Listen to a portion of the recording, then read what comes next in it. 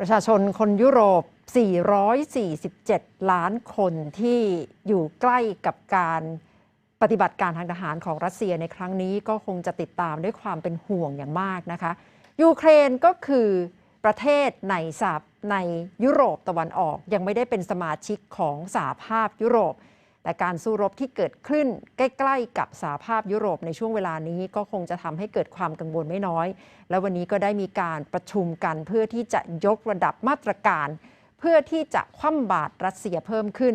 แต่สำหรับคนยุโรปก็คงไม่คาดคิดนะคะว่าจะมาเกิดสงครามในช่วงเวลานี้ค่ะสำหรับคนยุโรปก็คงไม่คิดว่าการสู้รบจะมาเกิดขึ้นในปี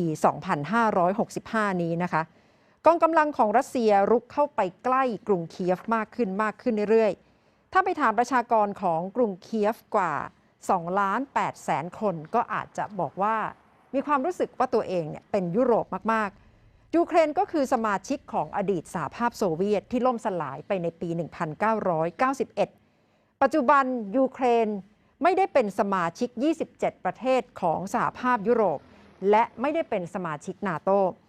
แต่การบุกยูเครนก็เท่ากับกองกำลังของรัสเซียไปถึงยุโรปแล้วสัปดาห์ที่แล้วยังเห็นความพยายามทางการทูตของผู้นำชาติ EU ที่ไปพบกับปูตินที่กรุงมอสโกค่ะโอลาฟ โชลส์นายกรัฐมนตรีเยอรมนีเดินทางไปรัสเซีย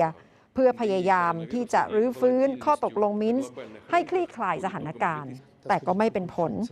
และเมื่อรัสเซียประกาศยอมรับ2แคว้นเป็นเอกราชที่มณฑลดอนบาสเยอรมนีประกาศยกเลิกโครงการท่อส่งก๊าซ Nord Stream 2 นะคะซึ่งจริงๆคนเยอรมันก็ต้องพึ่งพาก๊าซจากรัสเซียอย่างมากวันนี้ดิฉันได้สัมภาษณ์เอกอัครราชทูต3 ท่านของ EU ค่ะ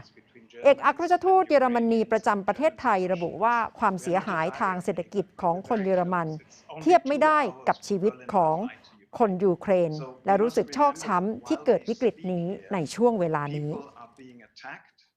This is enormous. I start with there are so many personal connections between Germans and Ukrainians and Germans and Russians. We are not a direct neighbor, but we're very close. It's only 2 hours from Berlin by flight to Ukraine. So we must remember that while we speak here, people are being attacked. There's a massive attack by 150,000 Russian soldiers on Ukraine. Women and children are sitting in the shelters, and many old Germans remember the war themselves. So all these memories come up for themselves. It's very emotional. Number 2, many young Germans have never experienced a war. We thought we would have peace in Europe, and it shatters a lot of the things that we believed in for a long time. So it's a huge Caesar. It's a huge change for Germany. And Ukraine probably feel isolated as a country in Europe at the moment. Do you think Western countries of Europe can help or show more united support for Ukraine at this very juncture? Yes, and we have been doing that. Ukraine is not a member of a military alliance, so it was clear for the Russians that there would not be NATO troops in Ukraine. The whole thing was said like, oh, NATO is going to go there. We feel threatened. So we might as well go there military on our own. But Germany has been consistently supporting Ukraine. The EU has been consistently supporting Ukraine. And we will take a lot of steps to make sure that there's solidarity from symbolic steps, which are important, to very concrete measures. On the first day, Germany decided to cancel Nord Stream 2. We decided now to also put in place a lot of economic sanctions, and Germany has tried for years and years and years to be part of a Russia story, to be part of a Russian success story. Russia is a very important partner for us economically, culturally, and from other points of view, an energy partner. So we are paying a lot of money, but this is nothing in comparison to the Ukrainians. They're paying with their lives. Overall, it's been raised that this crisis can have major consequence over Europe, and it may lead to destabilizing Europe. What's your take?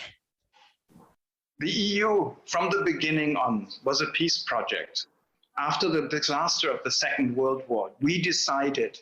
to bury our hatches and to actually go together as one community. That doesn't mean we don't have disagreements, but they're all settled peacefully in Brussels in long negotiations. Many people got so used to peace that they forgot the origin of the European Union or the European community was the disaster of the Second World War.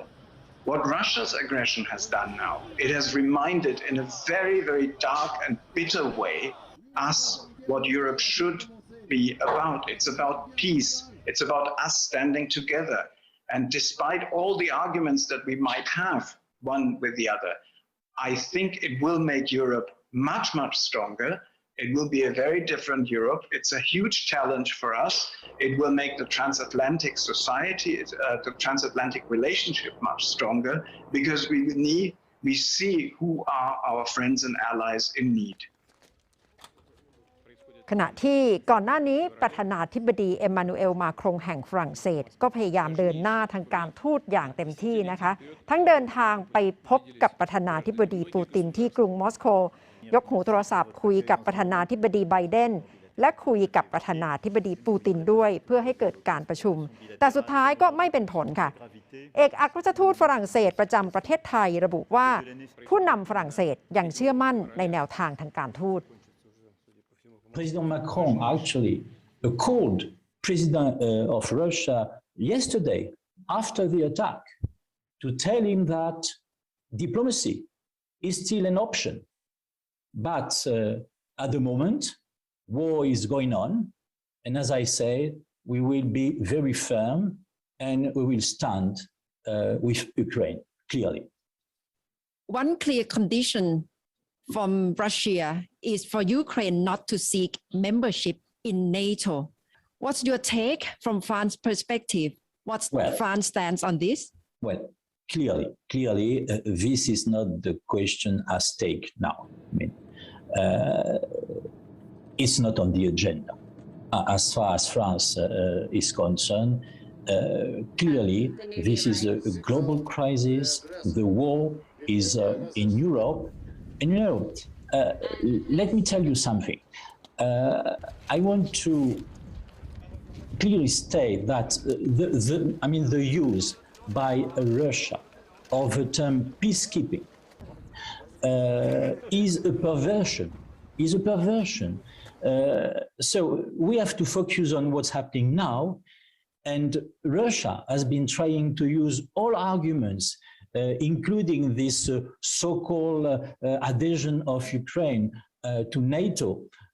to explain the invasion. So once again, this is not the question at stake at the moment. เอกอัครราชทูตฝรั่งเศสระบุด้วยว่าการรุกรานยูเครนของรัสเซียถือว่าไม่มีเหตุผลนะคะและจะอ้างประวัติศาสตร์ไม่ได้ค่ะ Well, President Putin has justified Russian actions with so-called historical grievance dating back even over 100 years, denying Ukrainian sovereignty and the very identity of its people. But once again, by unilaterally recognizing the self-proclaimed People's Republics of Donetsk and Luhansk, Russia has brought the joint diplomatic efforts of international community to an abrupt standstill. So all arguments of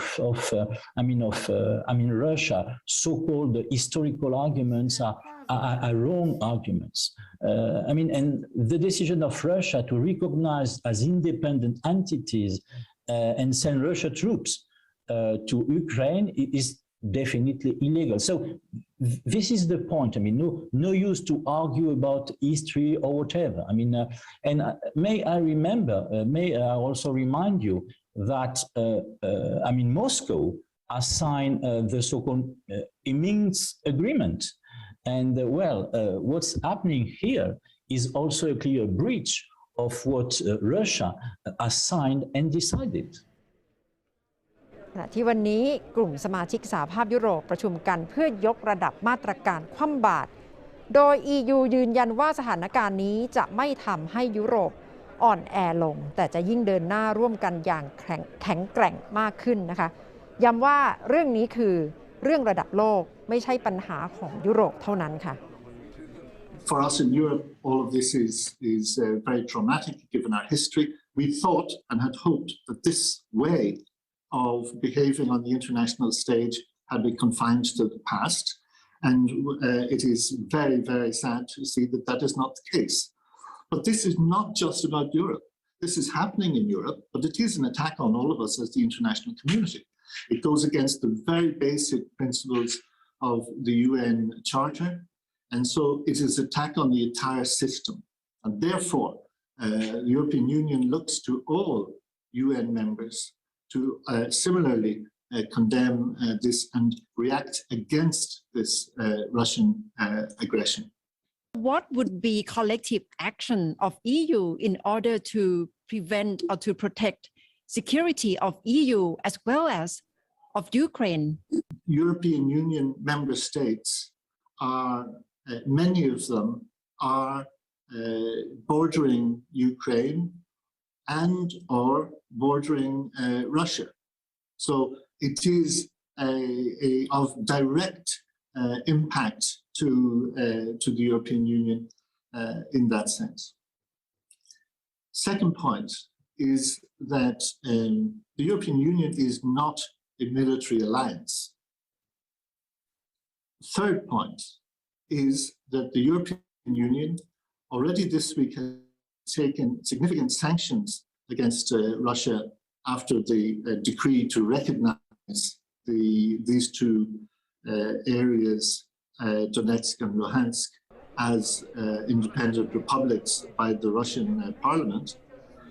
But right now, a far weightier package of sanctions is being discussed as we speak right now in Brussels. And these sanctions represent the unity of the European Union.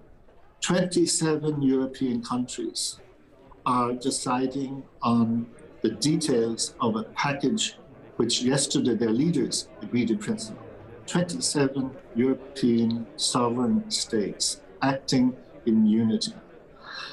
These measures will target the financial sector, they'll have impact on energy, on transport,